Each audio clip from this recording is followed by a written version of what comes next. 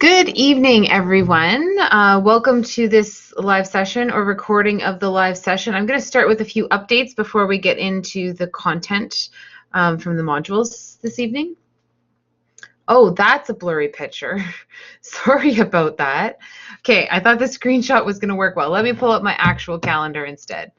I wanted to point out a couple of things. And that was that next week, the live session is at noon, and it's a guest speaker. Steve organized that. It is the naturopath, I believe. I won't be able to be there, but you can join. He will give us a guest link for you to be able to join that, and then the recording should be able to be available. It just won't be in the same place as everything else.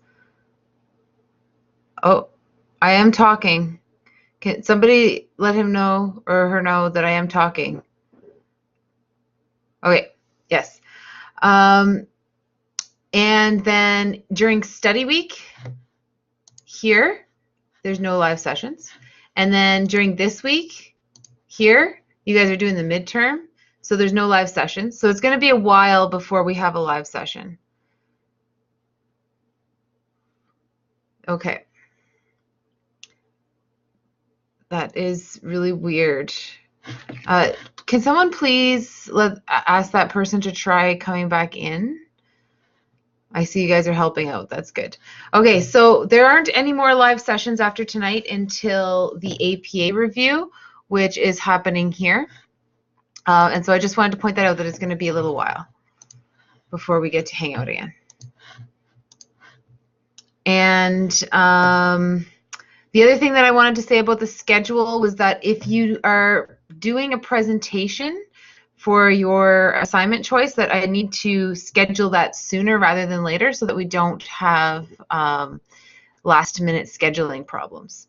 And those sessions will be scheduled around the presenter's availability, so they may not be on a Tuesday night at 8. Also, I wanted to remind everybody now that the assignment choice plans have been handed back to you to check your rubrics that are uploaded inside of the final assignment November 23rd, in brackets 20% folder. Now, when you look at all these rubrics, you might be like, hey, this person came up with a rubric that I like better than my rubric. I'm going to mark you based on whichever assignment Dropbox you upload your assignment to. So you don't have to upload it to the one with your name on it. You can upload it to whichever one you want. Particularly with the portfolios, there's a few different rubrics. It is not mandatory to attend any of the live sessions. However, you can count it towards your participation if you do attend. Yes, Sarah. Hi. Hello. Hi. Hi. Yeah. I just have a quick question. So I'm doing a website for my assignment, and I've created a website through WordPress. Do I have to send you that link to the website and everything? So your submission is the website. So you will, when you're handing in your assignment, yes, you're going to hand in a link. Okay.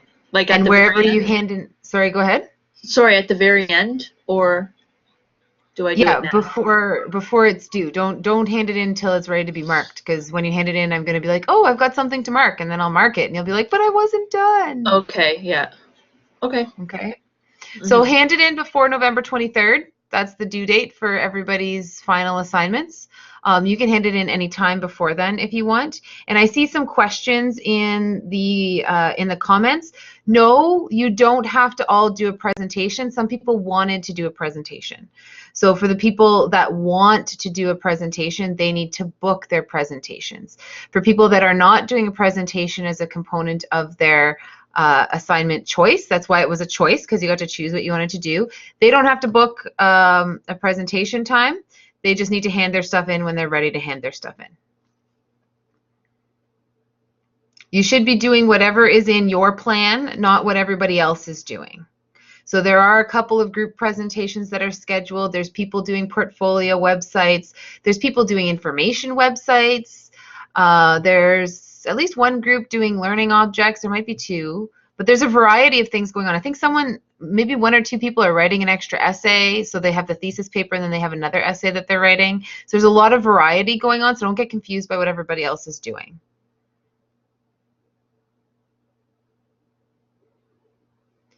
November 23rd is the due date. Now that's the final due date. Some people have set themselves earlier due dates because if you scheduled yourself to present earlier than the 23rd, well, I'm going to mark it on the day that you're presenting, right? If you're working in a group, you don't necessarily have to present. It depends on what you told me you wanted to do when you did your plan. I don't want to confuse everybody with the presentations. It's the people that said in their plan that they were going to do a presentation that need to do a presentation. I can look you if you're panicking and you're like, I don't know if I need to do a presentation or not. I have a spreadsheet. I'm not going to pull it up on the recording here, but I do have a spreadsheet that tells me who's presenting and all that stuff. If I didn't ask you to tell me what your presentation date was, and if you didn't give me a presentation date, then you're not presenting, and you probably wouldn't have full marks if there was something outstanding. That actually brings me to another good point. If you didn't get full marks and you want full marks, you're able to resubmit. So if you saw that email, then you know that. And then you're able to increase the mark for this assignment. That's not something that normally happens. That's not something that I normally do. In terms of the midterm, again, like I said last week, there's going to be definitions, some application stuff on there, examples of key terms. There's a link to a review document in here. I believe I gave you this review document before. It's basically a guide in terms of what to focus your studying on for the midterm. Well, this is fun. Okay, so the midterm is found under the assignments section in Blackboard. I don't know if that's where you're used to finding stuff, but that's where I've put all of the evaluative components. It is there, but it's hidden right now because it hasn't been opened yet. It's going to be opened on the days that are in the calendar over a number of days. You will be able to use Lockdown Browser for it. There will also be an option to not use Lockdown Browser because there's at least 2 people in the course that aren't planning to do their final exam in Lockdown Browser. If you want to, or you think you want to, do your final exam in Lockdown Browser, then you need to do the midterm in Lockdown Browser so that you get used to it. The midterm's worth a very small percentage of your grade, so it's a really good idea to get used to that now. Okay. I was just checking the chat. Oh, I didn't realize that that video was going to pop up over top of that. Sorry about that, guys. So we've been doing a lot of work this last week in terms of trying to get our theses better. Let me just, this video thing is bothering me. Just give me a second here. Oh, now the books are gone.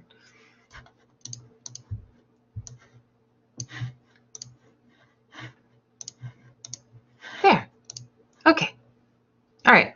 So now we got the criteria on there for a good thesis. And if we look at some of the thesis statements that have been posted in discussion boards, the first draft, and this is perfectly fine for a first draft, but the first draft tends to be a little bit longer than maybe it could be. So I pulled this example out of the discussion boards. Canadian elderly are at a higher risk of opioid misuse, and healthcare, and healthcare practitioners are to blame. Oh, sorry. I should have just kept reading. But as you can tell, that statement is probably a little bit longer than it needs to be. So a way to get that a little bit more concise is to say healthcare providers are promoting opioid misuse among Canadian elderly. It's not that much. It's not that much shorter in terms of like a word count, but because you don't have blah and blah, then you see how this one here, you've got this part and then you've got an and in this part. There's kind of 2 parts to that sentence. It seems like it's shorter, so it seems more concise. I find that that's the biggest feedback in terms of trying to get your thesis statement a little bit better, is to make it concise. Yeah, that's right, it reads nicer. So when I was even reading it out loud here in this live session, I sort of stumbled a bit, and I'm less likely to stumble if it's sort of one thought as opposed to a two-part thought. Here's another example. Ontario's pilot projects to eliminate the pre-existing 6-month sober criteria for liver transplants will cause more harm than good. Okay, so first of all, more harm than good is a little bit vague, and you want to make sure that you take a very clear and assertive stance on that. So a way to reword that might be, it is immoral to eliminate the waiting period for alcoholics requiring a liver transplant. This word immoral is a lot stronger than will cause more harm than good. And it's also less words. The fewer words that you can have for your thesis statement, the better, because you're repeating it several times throughout your essay. If you recall from the session that we did last time, I believe, or it might have been the time before, I'm starting to lose track, when we talked about how to write a thesis statement, you have to state your thesis statement at the end of the second paragraph, but then you're also repeating it in all 3 of your argument paragraphs and again in the conclusion. So the shorter you can get it, the better. If you did not confirm your exact thesis in the discussion board, yes, you can email me for more feedback. You know what? A lot of people do struggle with being concise. So yes, you can email me for feedback at any time.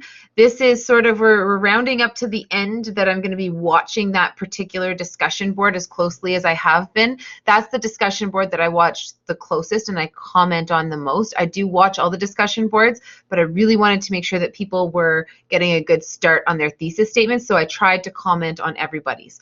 But if you're not there yet, that's perfectly fine. If you need to send me an email to get some help refining it, that's perfectly fine, because a good thesis statement could be the key to success in your paper, and I want everybody to be able to be successful. With proper planning and consideration, safe injection sites are more harm reduction than harm for both drug users and for the community. So this is a very similar idea, again, wordy, and I was like, safe injection sites save lives. It's not as flashy as, you know, the one above where it's like using the word immoral, but they're saying that, you know, it's going to do good. It's not maybe going to be as flashy as a word like immoral or jeopardize. Yeah, sometimes if you get a longer thesis statement, you do have to reword it in order to sort of make sense of it.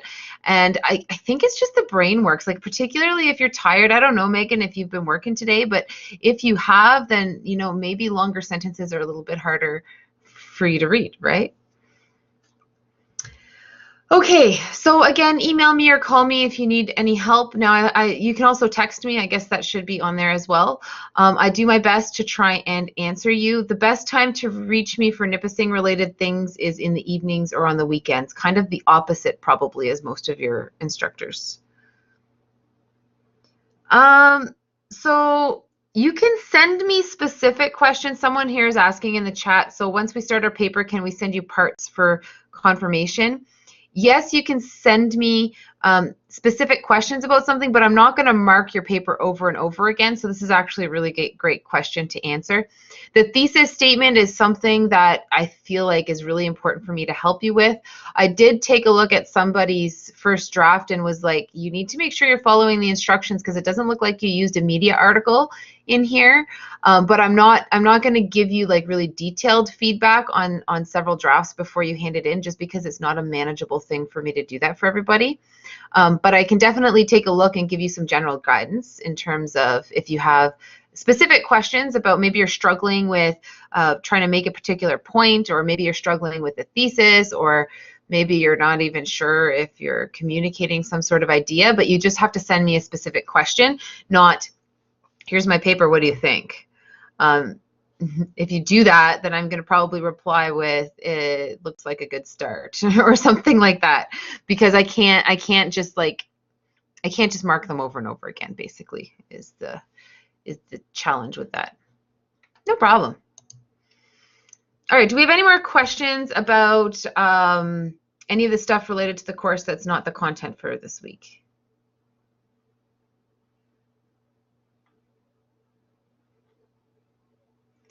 You came up with a good starting point for a thesis statement, but the difficulty you're having is making it debatable. Oh, interesting. So if it's a good starting point for a thesis statement, it has to be debatable. All it has to be debatable is something that there's two sides that you can argue. Most issues there are a few that I've commented in the discussion board that didn't really seem like it. Do you want to tell us what it is?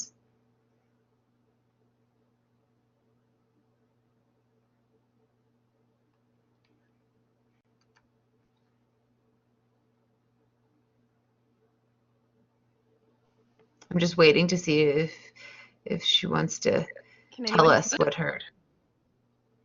I hear you. Can you hear me? Yeah? Okay, yeah. I'm just going to pull it up. Okay, try and talk just a little bit louder though. Okay, I'll turn up my volume. Okay, so the thesis statement I had was nursing home abuse and neglect is prevalent because it is difficult to recognize, report, and prove. Oh, yeah, I think I read that. So yeah. Say that again. So nursing home abuse and neglect is prevalent because it is difficult to recognize, report, and prove. Abuse. So what's the issue that you're trying to focus on?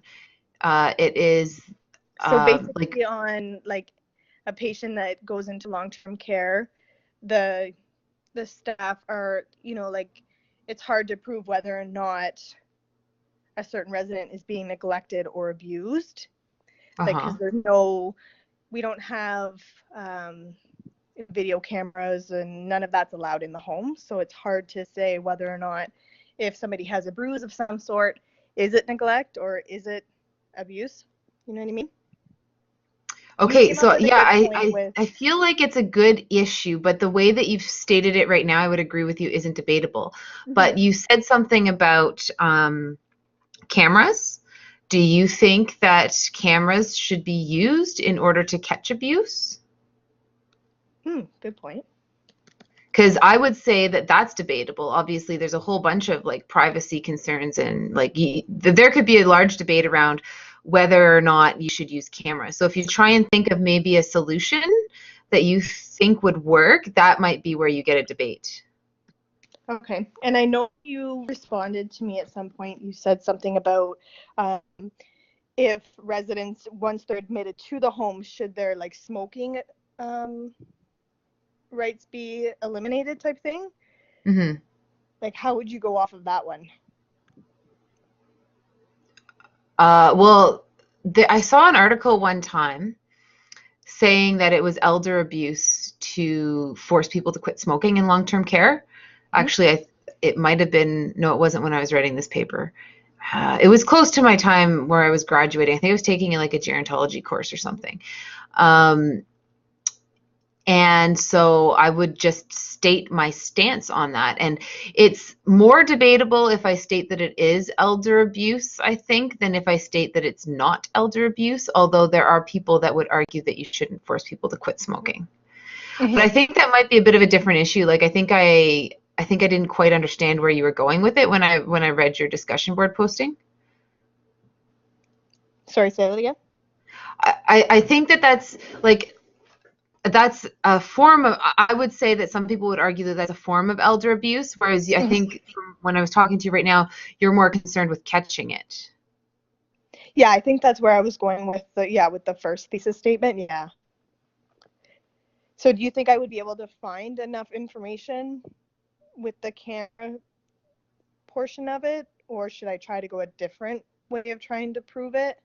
The camera portion, I think that you would probably have to take a look, but I think top of my head, I think you could probably make a thesis statement around whether or not cameras should be used, or there's other solutions perhaps. I see a few people in the chat here trying to give you some ideas. I don't know. I mean, some people do plant cameras to catch people and then they catch things, right? Right. Okay, that makes sense. There's some discussion in the chat too around smoking. Yep. Mm-hmm. So I worked at a place almost a year ago now. I was filling in at different long-term care homes for, I worked for Plan A. I don't know if people have heard of that, but basically if an organization is short, they call in nurses, and these nurses work at a whole bunch of different places instead of at one. So it's not a place that I normally worked at. And they had a porch right outside of the main entrance. And so in order to get to the nursing home, you had to walk through this area, and people would smoke either in there or right outside of there. And so there was actually smoke where I was working at this long-term care agency, which I found very interesting. I could smell and taste the smoke in the air a bit. Apparently, when the management is in the building, the residents don't smoke so close to the door, but I didn't know that as the person in charge at that time. Yeah, go ahead. So I just noticed in the chat that Jessica made a good point. She said that elder abuse in nursing homes is underreported. So is that a good thesis statement to be debatable in terms of what we were talking about? Who's going to debate that? Well, I guess it's not a debate, right? Because most elder abuse is underreported. Well, I mean, unless you can show to me in the background section that it's overreported, that people are saying it's overreported or something, then off the top of my head, just from my sense of the world, I don't know that anybody's going to debate that with you. Gotcha. That makes sense. That's the first question that I ask when I look at someone's thesis statement in the discussion boards, which, by the way, I don't read in context.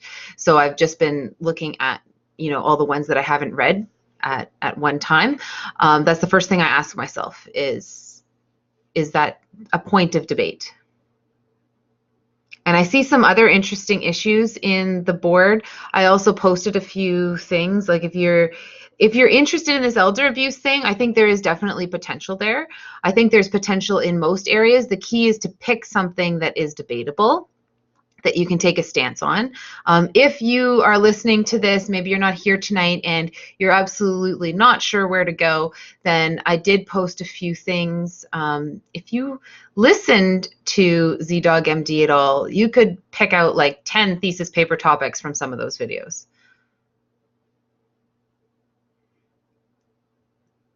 Oh, so someone here has a very good point. You can't really know if it's overreported or underreported, just that it's reported and it's probably inaccurate. Yeah, good point. And it's probably really hard to find evidence to support either underreported or overreported. Somebody loves ZDogg MD. I'm just going to read a comment. I worked in a nursing home that were discussing installing video cameras in residents' rooms to catch possible abuse, and that was based on audits, so increase in bruises, injuries, etc., but it was turned down due to privacy concerns. I think it's best to go with installing video to catch it because it's debatable. Yep, that is definitely a debatable point. So if you do pick the video camera angle, like you don't even need to convince me that that's debatable, because off the top of my head, I already know that that's debatable. But you should still do a good job writing your background section. I mean, don't skip it, right? I still have to have something to mark there. Especially with cognitively impaired residents, you never know everything when I say they do, I'm assuming you mean caregivers do, unless you watch it happen. Yep, it's very difficult to know, particularly with cognitively impaired people.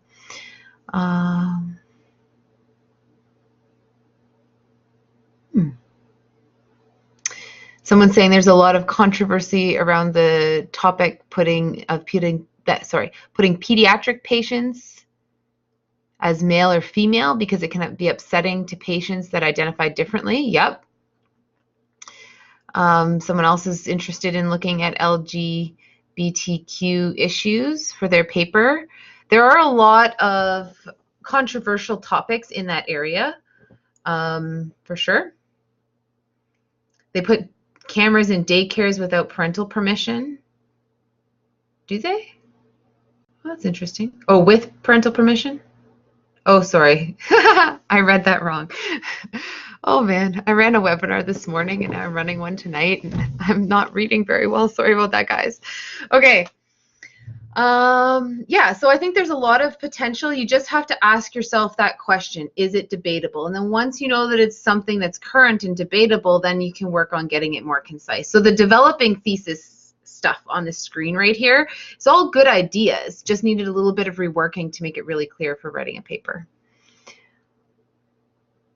And someone's saying that daycare is different than in a patient's room in long-term care. Which is true. Mind you, I would argue that they could be doing things with the children that you would want to know as well. I've seen some pretty troublesome videos online about stuff that happens in daycare. Oh, yeah. Public bathrooms, should they be gender specific or not? That's another thing that people could look at. We have gender neutral bathrooms around here now. Yeah, it is a good one now. And the reason why it's a good one is because it's still something that's very new, so there's still resistance. If you were to ask me in 5 years from now when that's sort of been more culturally accepted, then I would say it's not debatable. That's like around the, so I think somebody posted something about marijuana should be legalized. Well, yeah, that's already happening, so it's not as debatable as it used to be. Or medical assistance in dying, not as debatable as it used to be unless you focus in on a part that's still debated. So for mentally ill individuals, for example. So sometimes it's just refining the focus a little bit to make it seem debatable.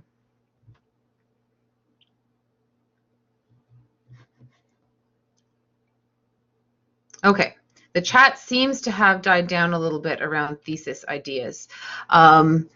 Let's get into Module 4 and 5, Communication and Theory. So, anybody familiar with this term?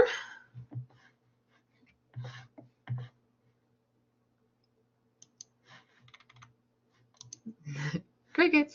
This one's from Module 4. So, we look at a lot of terminology in this course, and cultural care preservation is one of them. And so is validation.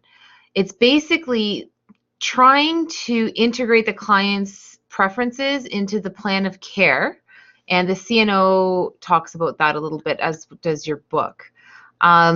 It's an appropriate approach when there's not really a risk of harm to anybody in the setting when you do that. So basically just allowing the client to do the things that they would do because it's not going to cause harm to anybody.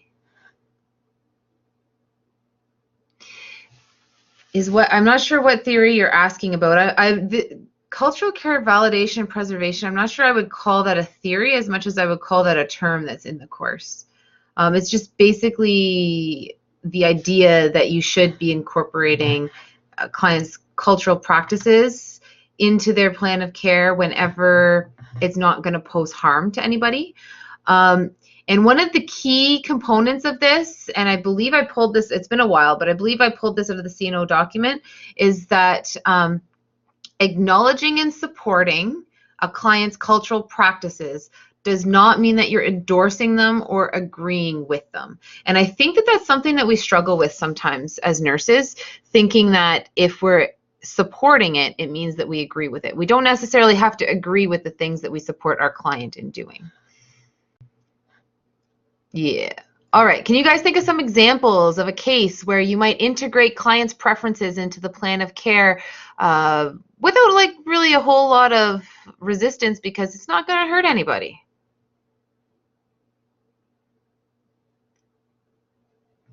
Yeah, you're right. It's very similar to patient-focused care.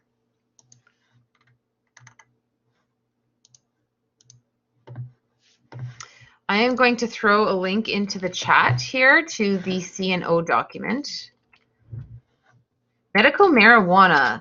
That is an interesting example. I think it would probably depend on the circumstances, what's going on, but you'd probably want to let the doctor know if they are using medical marijuana. Well, I guess if it's medical marijuana, it's probably already been approved, right?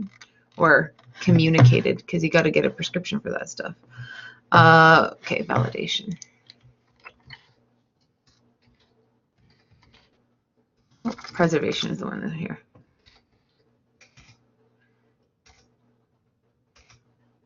Okay, so cultural care preservation is right here. and it talks a little bit about what that looks like. I'm going to zoom in a little bit here.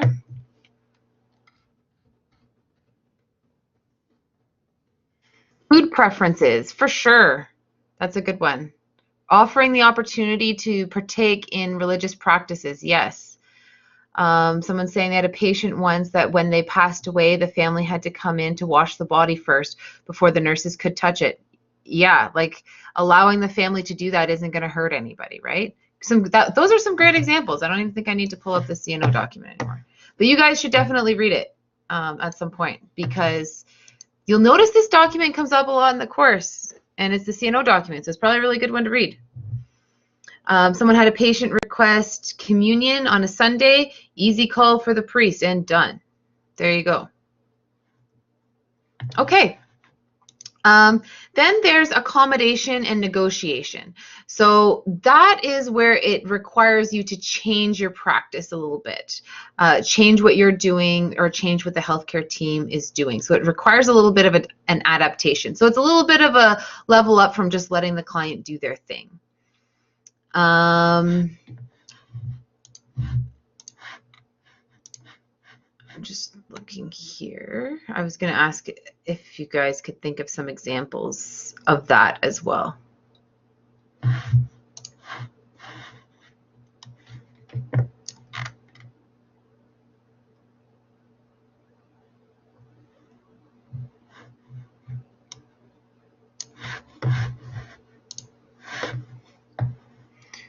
I make deals with my addict patients that they check in with you. Oh, I think I missed some of that. Did I miss some of the context here? I make deals with my addict patients that they check in with me before leaving the unit.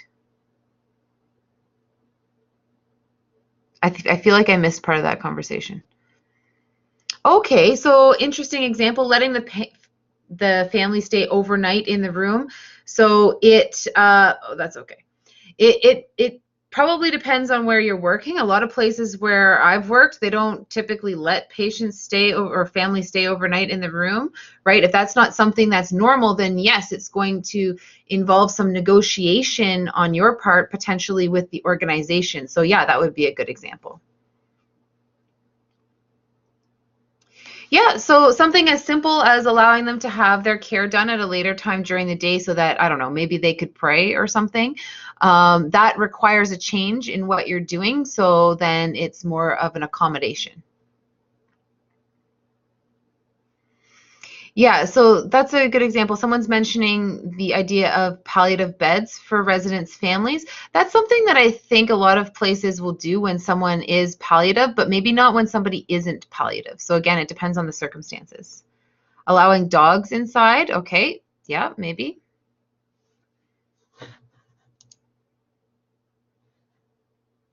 So the thing that makes cultural care accommodation different from what we talked about earlier, according to the CNO, is that act where there has to be some sort of accommodation or negotiation involved with the request.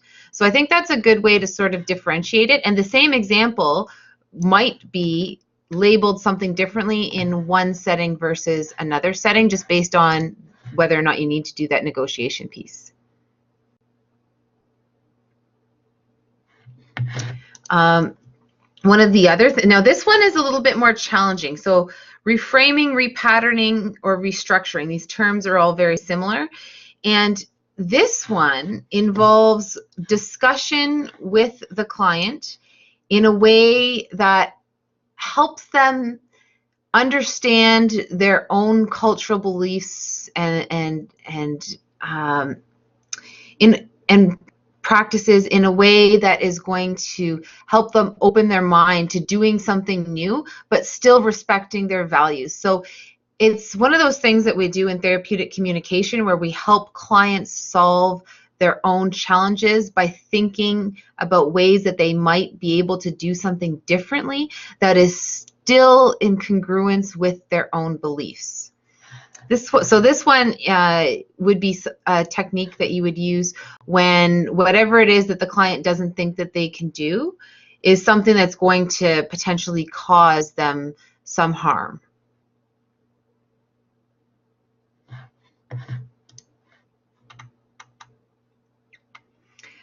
So the CNO document, when you read it, it talks about starting with exploring and discussing opportunities with the clients, promoting their problem solving, but it also reinforces that clients should be the ones to make their own decisions at the end.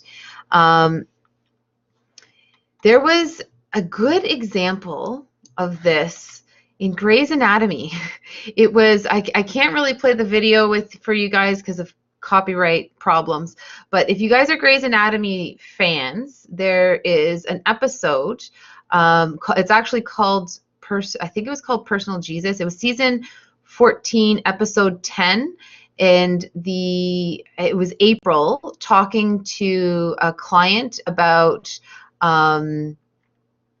their ability to do something. Forget what it was. I think he cut off his hand or something. It was something dramatic anyways. But she did a really good job near the end of the episode of doing some of that reframing. Yeah. So now if you guys are Grey's Anatomy fans, you're going to have to tell your significant other that for the purposes of your education, you have to go watch Grey's Anatomy season 14, episode 10 near the end so you can understand what reframing and repatterning really means. Great excuse. Yeah, I always love excuses to watch TV. Okay, I'm not going to ruin it for you. I'm not going to tell you what it was, okay? Okay, that's enough about Grey's Anatomy right now. If your husband watches at you for watching Grey's Anatomy all the time, you're just going to have to come to this recording, to like the section where I was talking about it, be like, see, my teacher told me I had to watch it so that I could understand the course. Okay, I'm not going to ruin anything for anybody, I promise. Okay. Alternative blood products, that's a good one. That, I don't know if I would label that as, that might be, you're right, that might be a reframing thing, because maybe they could use an alternative thing instead of blood. Yes, exactly. So it's having the patient develop a new mindset in performing the same or similar action. All right. One of the models in this course that comes up over and over again is the Purnell model. So I just wanted to draw your attention to that because we're going to be talking about theory, I believe it is next week. Purnell's model is not that complicated, but you'll see the levels of competence talked about in a variety of settings. I actually saw someone tweet today, just before this session. They were like, what's that model that has the unconsciously incompetent, consciously incompetent, consciously competent, and unconsciously competent? And I took a screenshot of this slide and I was like, Purnell. Anyway, so it's a good one to become familiar with. And basically it's the idea that people start out not knowing that they don't know, not knowing that they are basically incompetent with culture. So you start out not knowing what you, or not really being aware of the things that you don't know. And then when you get exposed to a course like this or to situations, well, then your level of consciousness increases, so you can become consciously incompetent, where you know that you're not doing things the way that maybe is best, but at least you're aware of it. So it's like a step in the right direction, so to speak. And then you can come to a place where you're performing competently, but you really have to think about it. And then at some point you get to a place where you are competent and you don't even really have to think about it so much. That's right. So you don't know what you don't know until you know you don't know. That's a very good quote. So do take a minute to look at and understand the Purnell model and the levels of competence. But that's basically a pretty good summary. And now it doesn't necessarily mean that it's not linear, right? Nothing in nursing is linear. I don't know if you guys have noticed that yet. So you could be consciously competent in one area, but maybe unconsciously incompetent in another area. And you could sort of go back and forth between some of these levels. So it's not like, you know, it's not like if you're playing a video game and you've achieved the highest level and then you got that thing.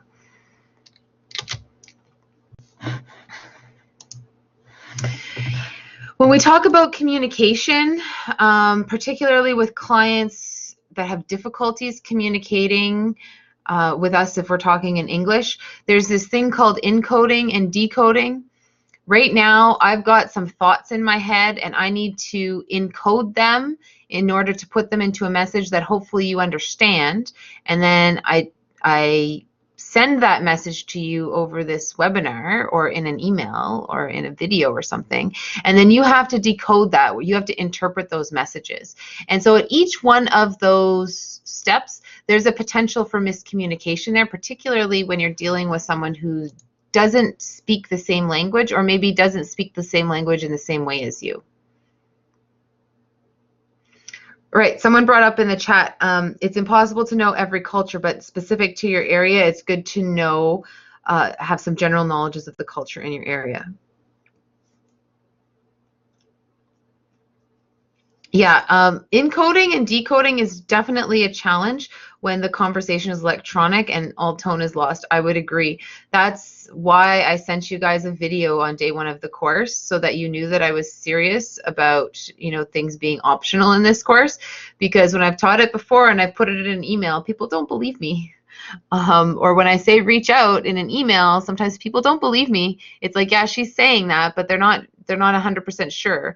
And so sometimes adding that audio and video component to it helps to communicate the message a little bit better in a course. That's actually what my webinar earlier today was all about, was using audio and video in a course to connect with learners and make you seem more human. It's all about that communication. When you guys are introducing yourself, how do you think you should introduce yourself to a client? Give me some examples.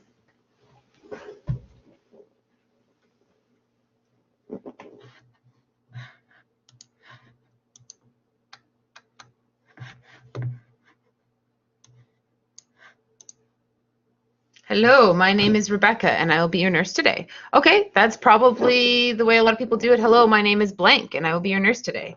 Smile and be friendly, name and title. So all good suggestions.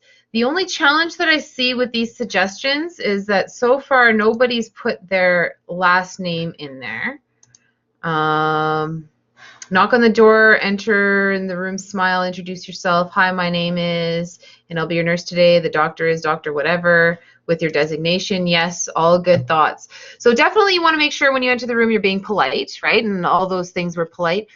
Now, we would argue from a cultural competency perspective that it's a good idea to give the client a choice in terms of how they address you. So if you include both your first and your last name, that kind of gives them a choice. And, you know, if they want to call you, they want to call me Mrs. Killam instead of Laura. I prefer Laura, but maybe to them that doesn't feel right, you know. And I know there are some institutional policies against having your last name on your badge, and it probably depends on where you're working and stuff like that. But just in a general sense, it's a good idea to give them choice. Yeah, we've had debates in this class before, and I think different institutions have different policies. So of course, if where you're working says don't put your last name on there, then don't. But I believe that in order to be able to report you to the CNO, that clients have the right to know what your last name is. Yeah, if you don't feel comfortable with it, that's fine. All right, a lot of people don't like giving their last names because of safety concerns for yourself. The reality is they can get your last name if they want to by talking to your manager if they want to report you to the CNO. Not that you guys are ever going to need to be reported to the CNO, but I'm just saying it's the patient's right to do so if they want to. Some people are talking in the chat about strategies to not be found on social media, like using their middle name as their last name for Facebook and stuff. Some names are difficult to pronounce. Yep. And so, yeah, feel free to use something that's easier to pronounce with the patient. Yeah. Okay. This one always brings up a little bit of debate, which I think is great for an online class because then it gets you guys talking. Also be mindful of how the way you say things when you're introducing yourself to someone, it can be interpreted in different ways. And when you walk into a room and introduce yourself to somebody, don't go putting your hands all over them, and be careful of the eye contact thing. Not everybody is a touchy-feely kind of person, which we'll get to in a second. Is the designation yet necessary? I would say yes, it's better to, because that way they know who they're talking to.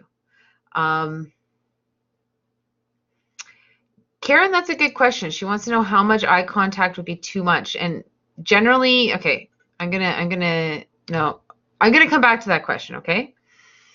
Just because it's in one of my slides.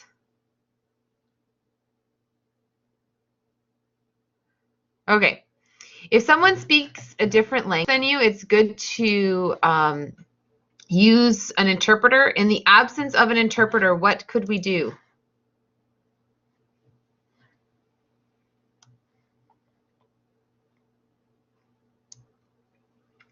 Pictures, okay. Google Translate. I don't know if there's issues with Google Translate. Just because the data goes through the US and stuff, maybe you have to check with wherever you're working around that. Find a staff member. Okay, a staff member is a good idea. Some places do have translators on the phone that you can use. Symbols are a good strategy. Using family. Okay, we're going to come back to that. Writing specific questions and getting those translated. Flashcards. Those are some. You guys have some good ideas. Another idea is to use very short, simple sentences when you're trying to communicate. If they speak some English in particular, try not to talk too fast. That's one of my biggest challenges when I'm trying to do a video. Sometimes I talk way too much. You can use non-verbal communication strategies like pointing to things. Yeah, we're going to come back to the family thing. Families can be problematic. Why can families be problematic?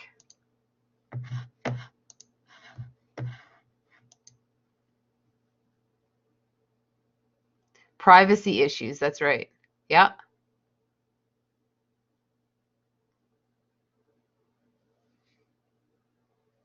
They might not translate everything that you say because they might filter, they might pretend they're telling them something, and then they might make decisions for the person. They may not be giving accurate information. There may be some misinterpretation. They might not understand the medical context. The CNO talks about not using families for the most part, unless you like absolutely have to. Now, using a family member as an interpreter, if you're just walking in the room and being like, "Hi, my name is Laura, can I take your pulse?" is not a big deal, right? But so it kind of depends on what you're talking about. But you want to be careful, and it talks about it on page 7 of that document. When you're using family, what you're using them for. It would be much better if you could use a staff member instead of a family member to be your interpreter. What about confused people? I'm not entirely sure that I'm decoding what you're saying appropriately. If someone is confused and they're more comfortable with their family in the room, I mean, yes. Oh, you're talking about like if someone's the POA. Well, then, like, so the power of attorney. Well, then you're going to be talking to the power of attorney if the person is not capable of making their own decisions.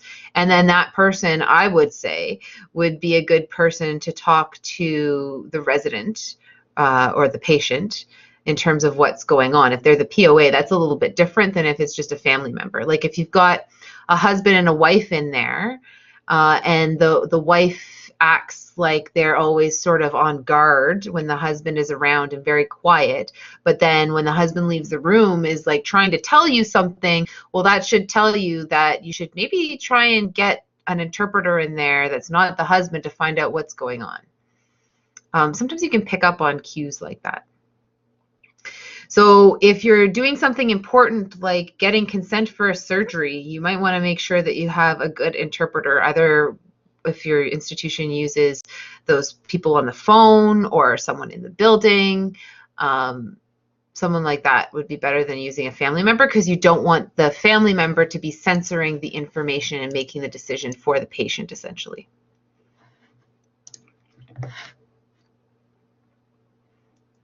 All right, that's right. We want to get informed consent. Touch is another one of the big issues. And I'm just going to acknowledge the thing in the chat about when patients are confused, family members can be a good source of history. Yes. But just sort of generally speaking, it's good to be aware of when you're using family members and what you're using them for. So not all cultures are like really receptive to touch. And so it's important to be aware of that as a nurse, that you might be offending someone if you're, going up to them and you're touching them. So whenever you're doing something that involves touch, the best thing to do is to just ask them for permission. And also you can sort of mimic some of their behaviors. If they seem to be, someone that wants to touch you, well, then you're probably safer in touching them.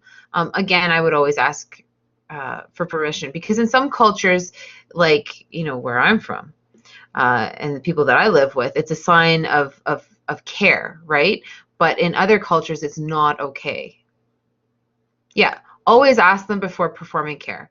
Yeah, I even ask before, you do something as simple as taking a pulse. It's the safe thing to do, right? You're not going to get in trouble for asking permission, but you might offend somebody if you just walk up to them and you give them a hug. I mean, that's a bad example, but that's probably crossing a line. Yep, consent is imperative in everything that we do as nurses.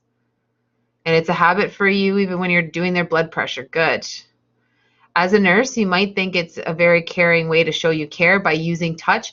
Yeah, you know what? I agree. In fact, when I've taught therapeutic communication before, touch is a technique that we use in nursing, but we just have to be careful that we're using that technique in appropriate ways. And so it's just a word of caution. Same thing with eye contact. I got this giant eye on the slide, so look away if I kind of have to look away from that eye, actually. Eye contact is something that's very much shaped by cultural norms. There's an interesting article that is in the notes for the slide below this presentation. Basically, the idea with eye contact is that if somebody is not looking you in the eye, it doesn't necessarily mean that, they're not paying attention. It might be, a cultural thing that they're not looking at you in the eye. If you find that somebody is not looking at you in your eyes, you probably shouldn't be staring at them in their eyes.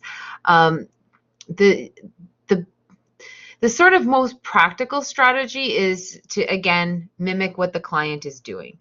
So, I don't know. I tend to not stare at people. This is a tough one, yes. Even if I have a hard time with eye contact and it's not cultural for me.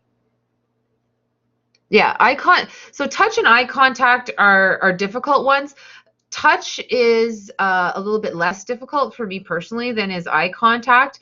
You sort of can figure it out in the moment most of the time, but it's one of those things where you could ask, but it feels a little bit weirder to ask about eye contact. But if you have a family in the room, usually you can sort of observe what they're doing. And if the patient's looking at you right in your eyes, then well, that's probably okay then. And if they're looking away, I think the biggest point of caution is just, to consider that it might be a cultural thing. It might not be that they're depressed or something like that.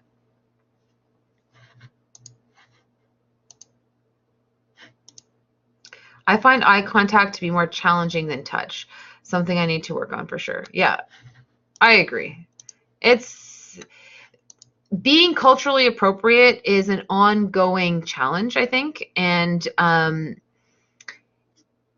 I called Steve an expert one time because he's been teaching this course for a long time, and he's like, nobody's really an expert. And then he drew this tornado thing on the screen where he's talking about it being a back and forth thing, and we're always sort of getting a little bit better and then learning more things that we need to get better at. It's kind of like that unconsciously incompetent thing that we were just talking about with Purnell. And he's right. I mean, it's an ongoing thing, and as long as we're trying to get better at it, I think that we're probably doing a good job.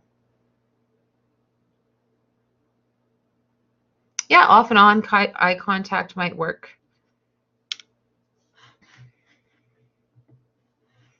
Okay, we are almost at the end of our time, and so I just want to talk about the difference between an individualistic and a collectivist culture. This is a picture from the book. So, because I like the table. I really like tables.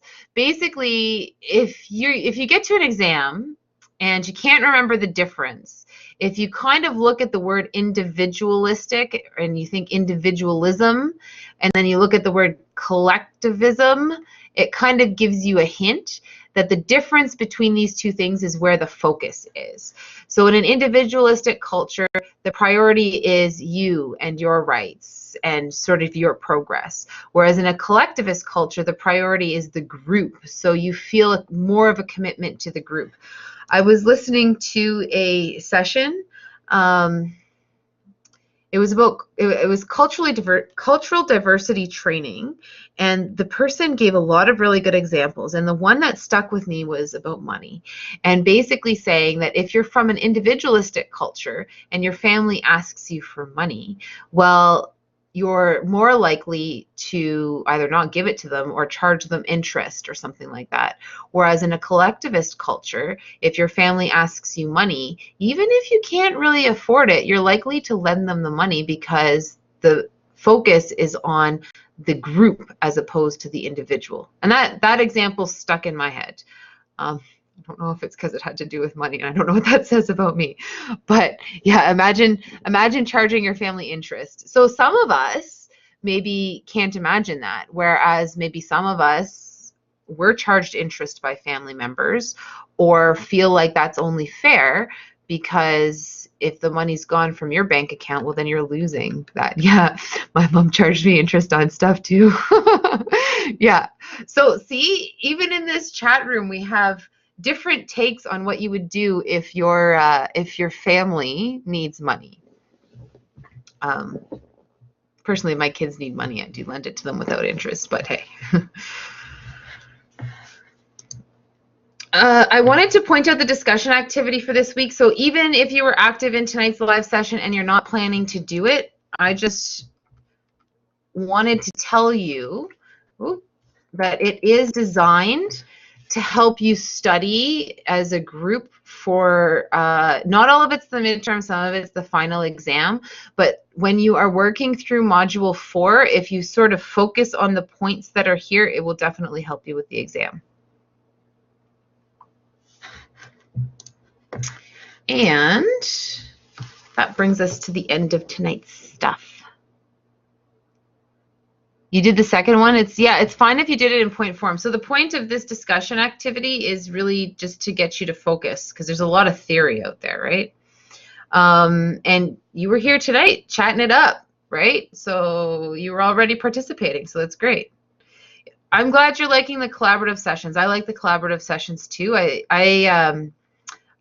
I'm kind of like a visual person, but I also learn through talking, and so I feel like if you're taking a course and you miss that sort of conversational piece with the educator or with the learners in the room, you're kind of missing out on something. I'm glad to hear that it's beneficial. It's the first class that you've done them in. Okay, that's not the first time I've heard this when teaching this course. I agree, it kind of makes it more real. It makes me feel like I'm actually teaching a class. Much better than just reading papers. A real live teacher, woohoo! Oh, good. I'm glad you guys like the collaborative stuff. You guys are probably biased because you're the ones that showed up for the collaborative thing. Is the module 4 points to help with the point forms posted somewhere? Yeah, so the link that was in the previous slide linked to this here It is right in the Google Drive. So that's the same document that's linked in the discussion board. It's just I pressed the embed thing inside of Google Docs instead of just linking directly to the document, because I thought it would look nicer in a PowerPoint sort of setting. But it's the exact same points that are in there. It's the same ones that are in the calendar, and it should help with studying. I don't know why there's a space before the commas there. That's kind of bugging me a bit. I'm glad you guys appreciate the engagement in the course. Yep, pre-recorded sessions are done too, are good too. I think that it's a different style of video when you're making that kind of video, but I definitely like those as well. Are all areas on the discussion board on the exam? Not necessarily, but when I changed a bunch of the discussion posts, I did try and focus them on exam related things. So even if you're not doing the post, it's a good idea to look at what the things are. This one I would say directly helps with the exam. The thesis one obviously directly helps with your thesis paper. There's a purpose to all of the discussion board postings. The one around values was more, I think, of an introduction to the course, and working through it would probably help with some of the exam questions, but I don't think there's so much on the exams that are directly related to that particular activity. Off the top of my head, I don't remember what all the rest of them are right now, but I don't like wasting people's time. And not that any of this course is a waste of time, because it isn't, but there's a lot of stuff in the course. And so I feel like it's my job in the live sessions and or in the discussion board postings to try and focus people's attention on the key things. And it only makes sense that those key things would be the same sorts of key things that are reflected in an exam type of situation. Now, maybe not everything that we talk about is going to be tested on an exam, but it would certainly make sense that the majority of the exam stuff would be stuff that we talked about, because if we haven't talked about it and it's just some random thing in the course, it's not as fair to have that on an exam.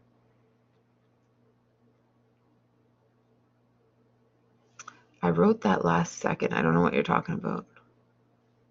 All right, some people are heading off.